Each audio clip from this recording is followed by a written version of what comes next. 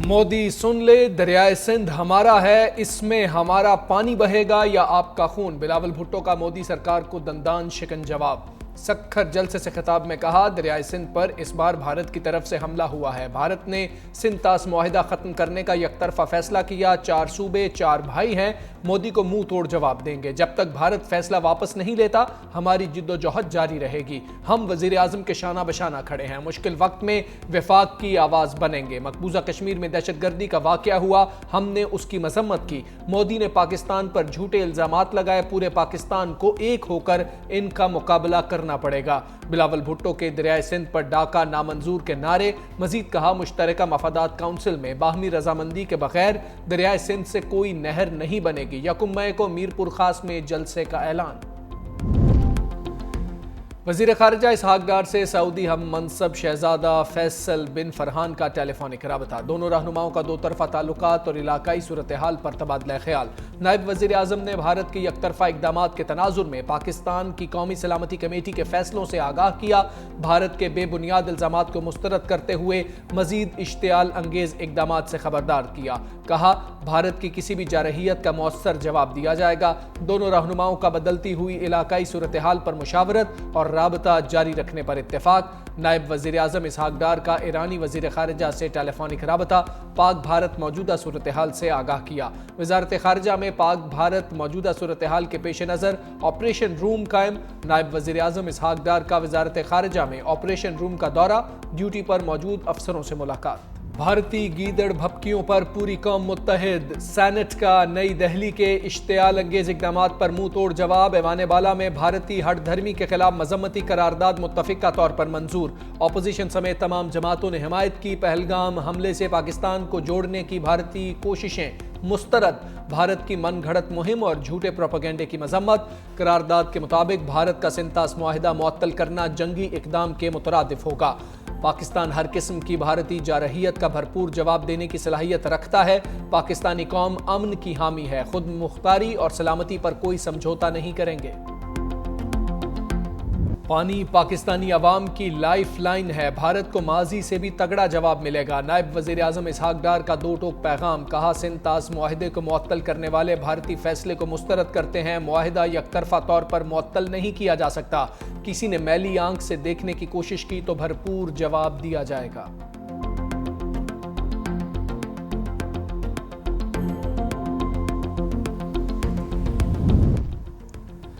بھارت نے ہمیں دبانے کی ناکام کوشش کی۔ سینٹ میں قائد حزب اختلاف شبلی فراز کا ایوان میں اظہار خیال۔ کہا، پلوامہ واقعے کے بعد ہماری حکومت نے واضح پیغام دیا تھا۔ بھارت طاق میں رہا ہے کہ کیسے پاکستان کو نقصان پہنچایا جائے۔ ہمسایہ ملک نے ہر عالمی فورم پر ہماری مخالفت کی۔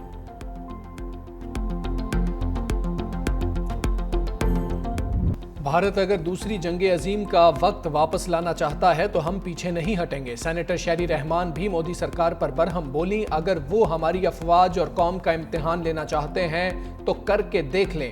بھارت خود دہشت گردوں کو سپانسر کرتا ہے۔ پہلگام حملے کے 1 منٹ بعد پاکستان پر الزام لگا دیا گیا۔ بھارت نے پاکستان کو کبھی بھی دہشت گردی کے شواہد نہیں دیے۔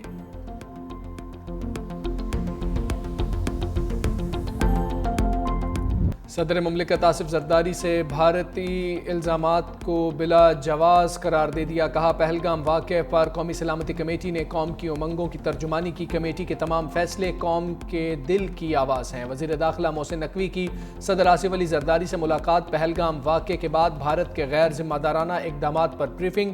قومی سلامتی کمیٹی کے فیصلوں کے بارے میں بھی بریف کیا۔ صدر مملکت نے کہا، پوری قوم سلامتی کمیٹی کے فیصلوں اور اقدامات کے ساتھ کھڑی ہے۔ بھارت کے بے بنیاد الزامات اور غیر منطقی اقدامات کا کوئی جواز نہیں بنتا۔ وزیر داخلہ محسن نقوی نے کہا، دشمن کسی غلط فہمی میں نہ رہے، پاکستان کا دفاع ناقابل تسخیر ہے۔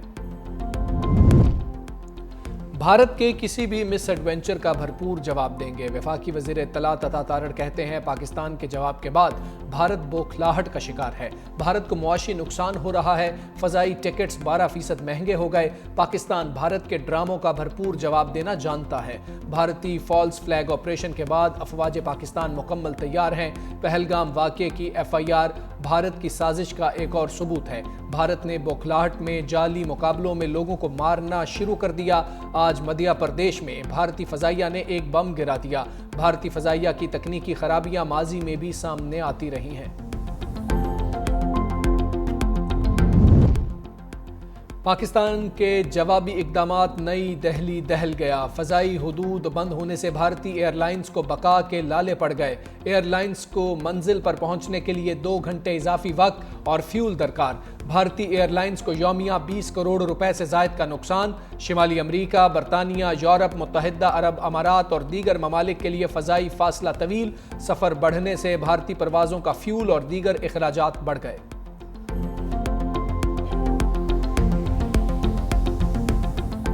پہلگام فالز فلیگ آپریشن کا بھارتی پولیس نے ہی پوسٹ مارٹم کر دیا۔ مبینہ حملے کی FIR نے مودی سرکار کے جھوٹ کا پردہ چاک کر ڈالا۔ سیکیورٹی ذرائع کے مطابق پہلگام پولیس اسٹیشن جائے وقوع سے 6 کلومیٹر دوری پر ہے۔ مبینہ حملہ 1:50 سے 2:20 تک جاری رہا۔ حیران کن طور پر صرف 10 منٹ میں 2:30 پر FIR درج ہو گئی۔ 10 منٹ کے اندر FIR درج ہونا پہلے سے بنائے منصوبے کا اشارہ دیتی ہے۔ مقدمے میں پہلے سے طے شدہ منصوبے کے تحت نامعلوم سرحد پار دہشت گرد نامزد بھی ہو گئے۔ متن کے مطابق مبینہ دہشت گردوں کی طرف سے اندھا دھند فائرنگ کی گئی۔ بھارتی حکومت اور میڈیا ٹارگٹ کلنگ کا جھوٹا راگ الاپتا رہا۔ واقعے کے 10 منٹ کے اندر FIR میں بیرونی آقاؤں کی ایما پر جیسے الفاظ پہلے سے شامل کر دیے گئے۔ FIR کے سامنے آنے سے مودی حکومت کا پہلگام فالز فلیگ آپریشن کا بھونڈا ڈرامہ بری طرح پٹ گیا۔ FIR میں جھوٹ پکڑے جانے کے بعد مودی کا پہلگام فالز فلیگ ڈرامہ صرف ایک مذاق بن چکا ہے۔ بھارت پھر بے نقاب، 25 سال قبل سکھوں کے قتل عام پر سنسنی خیز انکشاف۔ بل کلنٹن کے دورے کے موقع پر 36 سنگھ پورہ کا فالز فلیگ آپریشن کیا گیا۔ قتل عام کو لیڈ کرنے والے بھارتی کیپٹن راٹھور نے رہنما خالصتان تحریک گروپتونت سنگھ پنو سے ملاقات میں سب اگل دیا۔ 5 مقامی بے گناہ افراد کو پاکستانی دہشت گرد قرار دے کر قتل کرنے کا بھی اعتراف۔ کہا 20 مارچ 2000 کو ہمیں 36 سنگھ پورہ میں سکھوں کو مارنے کے احکامات ملے۔ 36 سنگھ پورہ میں ہم مجاہدین کے روپ میں پہنچے۔ BJP حکومت باور کرانا چاہتی تھی کہ پاکستان دہشت گردوں کی پشت پناہی کرتا ہے۔ ہمیں یہ بولا گیا کہ کوئی بھی سکھ زندہ نہیں بچنا چاہیے۔ بھارتی فوج نے ثبوت مٹانے کے لیے فائرنگ اسکواڈ کو ٹھکانے لگا دیا۔ امریکہ آنے سے پہلے یورپ گیا، پھر وہاں سے جان بچا کر نکلا۔ غزہ کے قاتل اور گجرات کے قاتل کا گٹھ جوڑ بے نقاب۔ اسرائیل اور مودی سرکار کی ملی بھگت منظر عام پر آ گئی۔ پہلگام حملے کے پس پردہ ایجنڈا واضح طور پر بھارتی جنگی جنون کو بڑھانا تھا۔ مصدقہ اطلاعات کے مطابق 15 سے 20 اسرائیلی اہلکار سری نگر مقبوضہ جموں و کشمیر پہنچ چکے۔ اسرائیلی اہلکار تکنیکی ساز و سامان سے لیس۔ اسرائیلی اہلکاروں کی سری نگر آمد انتہائی تشویشناک ہے۔ اسرائیل اور مودی کا گٹھ جوڑ عالمی سلامتی کے لیے بڑا خطرہ بن چکا۔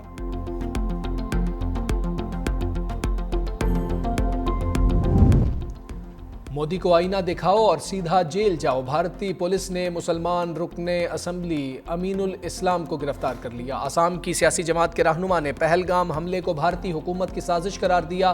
امین الاسلام کو ناگون ضلع میں رہائش گاہ سے گرفتار کیا گیا۔ آسام کے وزیر اعلیٰ کی پہلگام حملے کا جواز پیش کرنے والوں کو دھمکیاں۔ کہا ایسے لوگ آزادی اظہار کا استعمال نہیں کر رہے بلکہ وہ بھارت کے خلاف کھڑے ہیں۔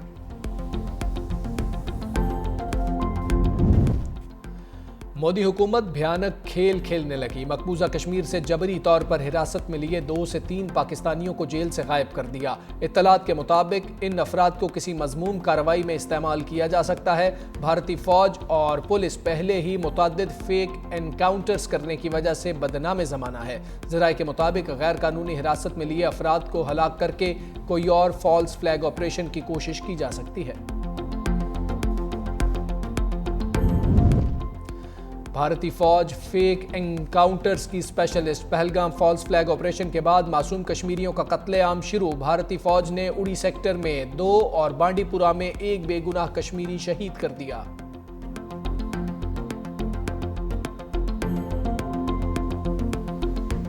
پاکستانی ہائی کمیشن کے باہر احتجاج، انتہا پسند ہندوؤں کو منہ کی کھانا پڑ گئی۔ لندن میں پاکستانی نیاد افراد کی طرف سے بھرپور قوت کا مظاہرہ، انتہا پسند ہندوؤں کے احتجاج کو زمیں بوس کر دیا۔ ملی نغموں اور قومی ترانوں کی گونج سے بھرپور ملی یگانگت کا مظاہرہ، پاکستان پاک افواج زندہ باد کے نعرے، پاکستانی مظاہرین کے پرامن احتجاج نے بھارتی سازش کو ناکام کر دیا۔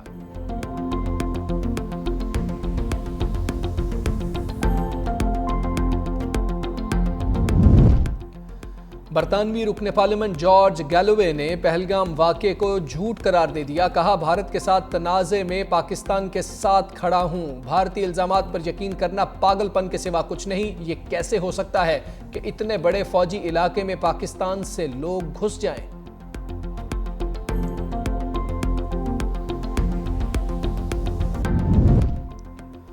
بھارت کے جارحانہ طرز عمل کا پوری قوم منہ توڑ جواب دے گی، مولانا فضل الرحمان نے خبردار کر دیا، کہا پوری قوم بغیر کسی ابہام کے قومی سلامتی کمیٹی کے موقف کے ساتھ کھڑی ہے۔ اجلاس کے فیصلوں سے قوم اور فوج کا مورال بلند ہوا، وطن کے دفاع کے لیے پوری قوم ایک صف ہے۔ بھارت اپنی ناکام سیکیورٹی کا ملبہ پاکستان پر ڈال رہا ہے۔ وزیر اعظم شہباز شریف کا مولانا فضل الرحمان سے ٹیلی فونک رابطہ، کینال کے معاملے پر کیے گئے فیصلے سے آگاہ کیا۔ وزیر اعظم نے یقین دہانی کرائی کہ کوئی بھی متنازع کام نہیں کریں گے۔ کینال معاملے پر 2 مئی کو مشترکہ مفادات کونسل کا اجلاس طلب کر لیا۔ مولانا فضل الرحمان کی کینال معاملے پر حکومتی فیصلے کی تعریف، کہا جب تک نوٹیفیکیشن نہیں ہوتا تب تک غیر یقینی کا خاتمہ نہیں ہوگا، صوبوں کے حقوق کا تحفظ ضروری ہے۔ وزیر اعظم کی مولانا فضل الرحمان کو کھانے کی بھی دعوت۔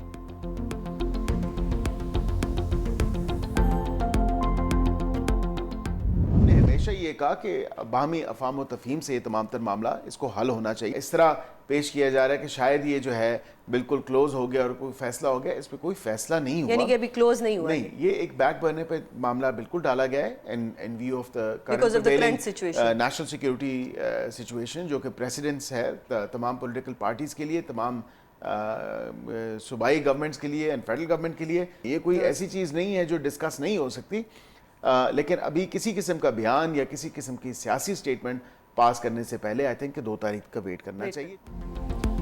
بیرسٹر عقیل ملک نے متنازع نہروں پر نیا پنڈورا باکس کھول دیا۔ 365 نیوز کے پروگرام فیکٹ میٹرز میں بولے، نہروں کا معاملہ حل نہیں ہوا، مسئلے کو ملکی صورتحال کے پیش نظر پس پشت ڈالا ہے۔ مشترکہ مفادات کونسل کی میٹنگ میں بحث ہوگی، اس کے بعد فیصلہ ہوگا۔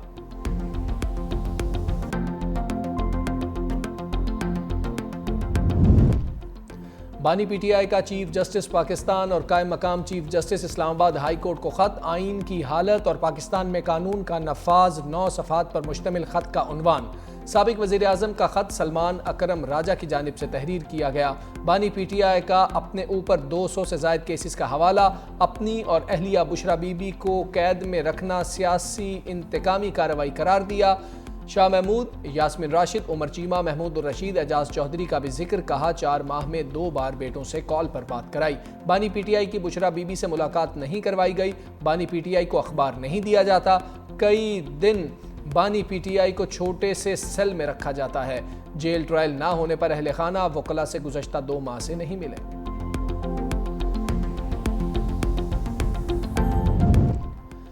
قائم مقام چیف جسٹس سرفراز ڈوگر سے پی ٹی آئی رہنماؤں کی ملاقات، بیرسٹر گوہر، علیمہ خان اور دیگر شامل۔ بیرسٹر گوہر نے کہا ہم نے اپنی تمام گزارشات چیف جسٹس کے سامنے رکھی ہیں۔ علیمہ خان نے تفصیل سے فیملی ملاقاتوں سے متعلق بتایا۔ چیف جسٹس سے ملاقات کے بعد ایک امید پیدا ہو گئی ہے، منگل کو بانی سے فیملی اور وکلاء کی ملاقات ہو جائے گی۔ علیمہ خان کہتی ہیں بانی کے لیے کھڑے نہ ہوئے تو یہ بانی کو جیل میں ختم کر دیں گے۔ سابق وزیر اعظم کے جیل میں حقوق ختم کر دیے گئے۔ سنگین بات یہ ہے، اسلام آباد ہائی کورٹ کے فیصلے کو اڈیالہ پولیس نے کہا ہم اس کاغذ کو کچھ نہیں سمجھتے۔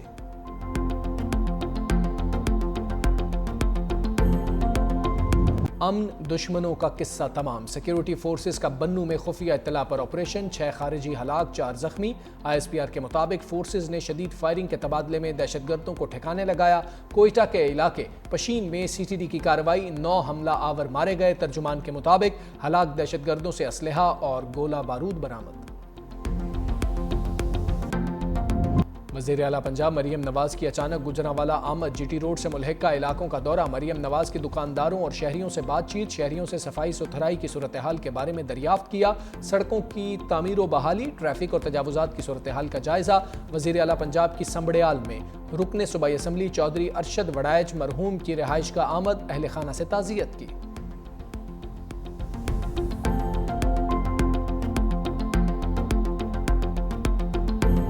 میدانی علاقوں میں گرمی کا زور، شہید بے نظیر آباد میں پارہ 47 کو چھو گیا، سبی اور جیکب آباد 46 ریکارڈ، دادو، تربت، لاڑکانہ اور مٹھی میں 45 degree centigrade, Lahore 41، Peshawar 38، Islamabad 37 اور کراچی میں درجہ حرارت 35 رہا۔ محکمہ موسمیات کا ایک اور ہیٹ ویو الرٹ، آج سے 1 مئی تک سندھ، جنوبی پنجاب اور بلوچستان میں پارہ 5 سے 7 ڈگری زیادہ رہے گا۔ 30 اپریل سے 1 مئی تک اسلام آباد، پنجاب اور خیبر پختونخوا میں بارش اور ژالہ باری متوقع، اولے برسنے سے گاڑیاں اور سولر پینل متاثر ہونے کا خدشہ۔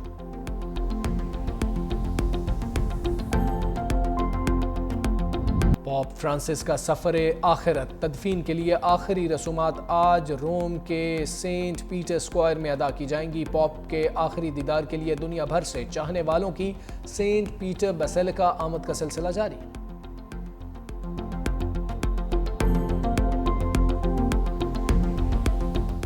کوئٹہ گلیڈیٹرز نے سنسنی خیز مقابلے کے بعد کراچی کنگز کو 5 رنز سے شکست دے دی۔ پہلے کھیلتے ہوئے کوئٹہ گلیڈیٹرز کے 142 رنز، مینڈس 36، روسو 10، سعود شکیل 6 اور فن ایلن 0 پر آؤٹ۔ حسن علی نے 3، میر حمزہ اور عباس آفریدی کے 2 شکار۔ کراچی کنگز کی بیٹنگ لائن ہدف کے تعاقب میں لڑکھڑا گئی، مقررہ اوورز میں 137 رنز پر بے بس، ڈیوڈ وارنر 4، ٹم سائفرڈ 47 اور جیمز ونس 30 رنز بنا سکے۔ Abrar Ahmed player of the match قرار، لاہور قلندرز اور ملتان سلطانز میں آج جوڑ پڑے گا۔